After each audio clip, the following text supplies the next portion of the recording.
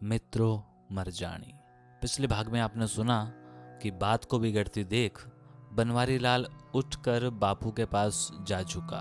दिल दिमाग कायम रखो बापू, यह समय हेर फेर करने का नहीं। जिसे समझाना हो समझाओ और जिसे ताड़ना हो ताड़ो। अब सुनिए भाग 5। गुरदास बेटे की झिड़की से हांफने लगे तो हांफते हांफते लेट गए। धनवंती के मन बड़ा अरमान लगा। जो घर का माथा है वही घर की इज्जत पत रखने को ना कहेगा तो दूसरा भला कौन इसे सर पर उठाएगा। धनवंती सयाने गले समझाकर बोली, बेटा तुम्हारे बाप का जी राजी नहीं, इनके कहे का भरम ना करना। बनवारी लाल तू भाइयों में सबसे बड़ा है, तू ही पूछ ले अपने भाई भौजाई से। सरदारी का कहा सुना याद कर बनवारी की नजर नीची हो गई। पूछताछ करने को मन ही मन कई मुहावरे दोहराए, फिर भारी रोबीली आवाज में कहा, सरदारी की बहू मालिक को हाजिर नाजिर जान के कह दे कि जो तुम्हारे घर वाले ने देखा सुना वो सब झूठ है। मित्रों घूंघट में से देखकर इतराती रही। बनवारी लाल ने फिर से झूठ सच का निस्तारा करने को भाई से पूछा, सरदारी लाल यह तेरी ब्याही परणाई है ना? तुम ही जी पर हाथ रख के कह दो कि यह सब झूठ है।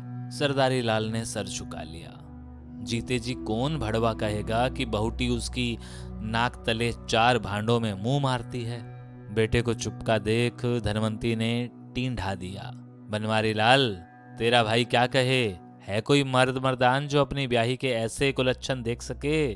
बनवारी लाल ने आवाज में टंकार भर इस बार मंझली बहू से पूछा, सुमित्रावंती सरदारी लाल जिसे सच करके कहता है तुम अपने मुंह से कह दो कि वह झूठ है। मित्रों ने छनकाकर करती हुई बाह से घूंघट माथे के ऊपर सरका लिया।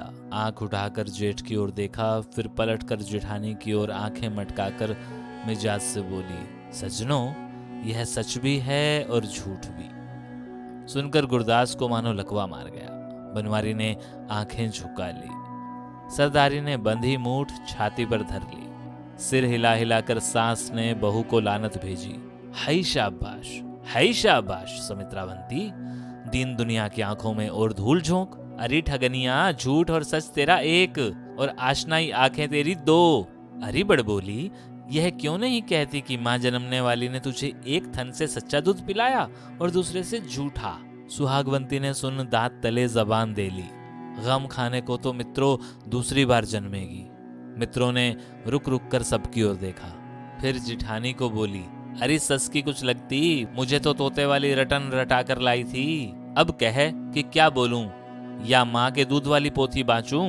सुहाग ने मंजली के कान में कहा, बहन मेरी इस घड़ी सुलह सफाई होने दो, कल की कल रही कल के साथ। इन बड़े सयानों को ना जला ना कल्पा इन्हें। क्षण भर को मित्रों के माथे पर तेवर चढ़े और उतर गए। चेहरे पर अपनी दिलदारिन माँ बालों वाली कुटिल मुस्कान फैल गई। निशंक हो नजर फेंकी और गला ऊंचा करके कहा, जिसे जो पूछना हो बेधड़क से पूछे, 7 गुनाह मित्रों के पर झूठ की उसे सौ। बनवारी ने एक और छोड़ी, जो सच भी है और झूठ भी। सरदारी की बहू कचहरी के मुकदमे वाली यह तेरी कैसी मिसाल? सरदारी की बहू को मुंह मांगी मुराद मिल गई। कटोरी सी 2 आंखें नचाकर कहा, सोने सी अपनी देह झुरझुराकर जला लूं या गुलजारी देवर की घरवाली की न्याय सूही सिलाई के पीछे जान खपा लूं? हाँ सच तो यूं है जेठ जी, दीन दुनिया बिसरा मैं मनुख की जात से हंस खेल लेती हूँ। झूठ यूं कि खसम का दिया राजपाट छोड़े मैं कोठे पर तो जा नहीं बैठी। गुरदास लेटे लेटे उठ बैठे। बहू की जगह लड़कों को डांट कर कहा, बोधे जवान कहीं के, तिल का ताड़ बना त्रिमत के मुंह लगते हो। कभी दमखम आजमाना हो तो गली गलियारे में जूत पेजार कर लिया करो। नाक से शुंकार करता सरदारी उठ खड़ा हुआ और चीख कर बोला, तू छिनालो की भी छिनाल, आज न माने बापू, पर एक दिन इसके यार और याराने। मित्रों ने कमर पर हाथ टिकाकर उल्हाने से ससुर की ओर ताका और मनुहार से कहा, सुन लिया ना बापू, कोई माँ जाई ऐसी गालियां सुन चुप रहेगी भला? गुरदास लड़के पर बरसने लगे, लानत है सरदारी लाल, लानत है। त्रिमत को सधाने का ढंग अकल नहीं और ऊपर से यह गुनाहगारी। जानकर की बाजी उसके हाथ रही, जानकर की बाजी उसके हाथ रही। मंजली ने झुककर ससुर के पांव छुआ और लाड से कहा, पांव पड़ती हूँ बापूजी, आज जो ओट आपसे पाई है वह मित्रों के लिए सुरंगों से बढ़कर है। बूढ़े ससुर की आंखों में धूल झोंक कर हरमन प्यारी बालों की लड़की मन ही मन हंसी। फिर सास, जेठानी, जेठ और घरवाले पर नैनों की तिरछी कटारियां चलाकर कमरे के बाहर हो गई। दिन भर मंडी में भटका भटका बनवारी लाल घर आया तो रकाबी लिए सुहाग ससुर को दाल दलिया खिलाने जाती थी। माथे का कपड़ा आंखों पर खींच लिया और पास खड़े हो बापू को खिलाया पिलाया। बर्तन उठा, कुल्ला करवाया, फिर पल्ले के छोर से किशमिश मुनक्के के दाने निकालकर ससुर के आगे रख दिए और गुरदास ने आशीष दिया, जीती रहो बेटी, सुखी रहो। बहू दहलीज तक पहुंची तो फिर से टेर कर कहा, सुहागवंती बेटी, तेरे सियानफ का क्या मोल। तेरे सास ससुर ने तुझे पाने को जरूर पिछले जन्म कोई अच्छा कर्म किया होगा। ससुर की बढ़ाई से हल्की सी फूल कर सुहागवंती चौके की ओर निकल गई और गुरदास पड़े पड़े सोचते रहे। घर गृहस्थी के जंजाल में भी मनुष्य घाटे में नहीं रहता। इस माया में लाख दुख सोग, फिर भी इसी की खटी कमाई बुढ़ापे में काम आती है। बहू को ही देखो, कहाँ की बेटी, कहाँ जन्मी, पली और ब्याह कर किन बूढ़ों की सेवा में जुटी है। अचानक बेटी जनकों की सूरत आंखों में घूम गई। कल इस अंगना डोलती फिरती थी, आज किसी दूजे के घर का चिराग बनी बैठी है। गुरदास का दिल ऐसे उमड़ा कि उड़कर जाए और अपनी लाडली की घर गृहस्थी देखाए। गले से आले के बाद तो बेटी को बुलवा ही नहीं गया। समझे क्या सोचते होंगे। धनवंती अंदर आई तो कहा, भगवान, बहू बेटों में तुम ऐसी डूबी कि लड़की बेचारी की सुध ही नहीं ली। धनवंती की वाड़ भिड़ाकर चारपाई पर बैठ गई और थकी सी बोली, जनकों की चिट्ठी आई है, बैसाख में लड़के का मुंडन है। सुनकर गुरदास मानो अपनी प्यारी बेटी को ही पा गए हों।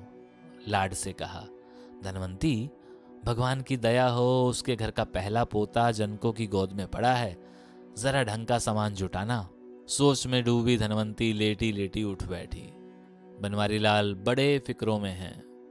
मंडी का देना 4-6 दिन में न चुकाया तो गुरदास के मुख पर से चाव भरी हंसी पल भर में गायब हो गई। सहमी सहमी आंखें घरवाली को देखते रहे, फिर मानो अपने को तसल्ली देने को कहा, छोटी सी बात को बड़ी बनाकर कहने की तेरी पुरानी आदत है। जो मंडी का व्यापार करेगा उसी के सिर देना ही चढ़ेगा और उसी की हथेली के हाथ से ही उतरेगा भी। धनवंती ने सिर हिलाया, ना ना ना, लड़के का मुंह माथा देख यह सब न कह सकोगे। मारे फिकर के उसकी तो भूख प्यासी सूख गई है। गुरदास खांसते खांसते उठ बैठे। बूढ़े बाप ने चारपाई क्या पकड़ी, नालायकों ने सब चौपट कर दिया। धनवंती ने हाथ से रोक दिया। शुभ शुभ बोलो जी, ऐसी वाकवाणियां ना करो, दुनिया क्या कभी देनदार नहीं होती। गुरदास झुंझुलाए, सीख ना दे, भली मानस लड़के को आवाज दे। इस बूढ़े बाप ने उन्हें अब क्या पूछना दाचना। धनवंती बनवारी को बुलाने गई तो घंटे भर नहीं लौटी। गुरदास पड़े पड़े राह तकते रहे और तकते तकते आंखों में नींद उतर आई। सुहाग के बुलाए बनवारी लाल चौके में आया तो पाटिये पर बैठी धनवंती रोटी सेकती थी। हल्की आंच फूल डाल खुला घी लगाया और बहू से कहा, बेटे को कुछ खांड शक्कर दे दे। ना ना अम्मा, आज घी शक्कर पर दिल नहीं। अरे बेटा, इन छोटे मोटे फिक्रों से क्या फांके करने लगे। उठ बहू, दे इसे। घी शक्कर वाला लुकमा तोड़ बनवारी ने मुंह में डाला तो मीठी सौंधी गंध से भूख चमक उठी। माथे के तेवर ढीले पड़े और मुंह ही मुंह स्वाद ले कहा, सुहाग, मीठी रोटियां तो बस अपनी माँ की। सास की ओर देख सुहाग मुस्कुराई। सची तो है, जो छुटके से बच्चे को खिला पिला के पूरा जना बना दे, उस माँ की रोटी की क्या कोई कम महिमा। धनवंती जी भर भर खुश हुई, पर झूठ मूठ का गुस्सा जता बनवारी की ओर ताका। बलिहारी तेरी अकल पर सुहागवंती, मेरे ही बेटे को नजर लगाने लगी। बनवारी ने भीनी आंख घरवाली पर डाली और उठते उठते कहा, सुहाग, टुक सरदारी का हो तो हाँक देना। सुहाग देवर के दरवाजे पर पहुंची और देवरानी को सजते बनते देख ठिठक गई। काशनी फूल पत्तों वाला शोख गुलाबी जोड़ा पहने मंजली बालों में कंघा घुमाती थी। मित्रों ने पलट कर नई की ओर देखा और घूर कर कहा, लड़का बाला अभी तुम्हारी झोली नहीं, पर हो गई तो सास से भी अव्वल। बित्ते भर का यह तेरा वजूद जेठानी, पर अकल आंख ऐसी, चौकस की मजाल कुछ भी चूक जाए। फिर नाक चढ़ाकर कहा, सज संवर पीतम को मिलने जाती थी कि बीच में महारानी आन पहुंची। बहना, मैं तो तेरे जेठ से कहे सरदारी लाल को बुलाने गई थी। देवर क्या अभी लौटा नहीं? मंजली ने कलेजे पर हाथ रख लिया। रात उतरते देवर तुम्हारा घर आन पहुंचे तो जान लो जेठानी उस दिन आसमानी गोला उगा पश्चिम से। तुम क्या समझी कि देवर तुम्हारा उस झोली में लुका बैठा होगा? अरे मेरी सयानी जेठानी, वह तो भागता फिरता होगा वैद हकीमों के यहाँ। सुहाग ने झिड़का दिया। चुप रही। मंजली ने खड़े खड़े मांग निकाली। दोनों ओर चिड़िया तोते बिठाए, चुटिया गूंथ परांदा डाला। फिर पिटारी से इत्र फुलेल की शीशी निकाल बोली, कुछ नरम गरम हो तो कहो जेठानी, तुम्हें भी फोहे का टोटका दे दूं। सुहाग ने माथे पर हाथ रख धिक्कारा। हर घड़ी ही मस्करी अच्छी नहीं होती मंजली।